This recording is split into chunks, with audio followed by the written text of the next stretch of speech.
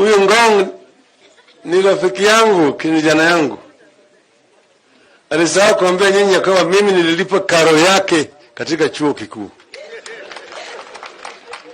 Kusema huko. Kwa hivyo ni mtu nimejua kwa muda mrefu zaidi. Na nimekuwa naongea na yeye mara mingi.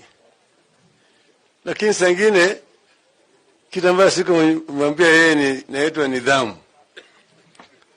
Hata kama wewe unavurutana na mtu mwanaume mwenzako, hapana uleta mama yake ndani yake au baba yake.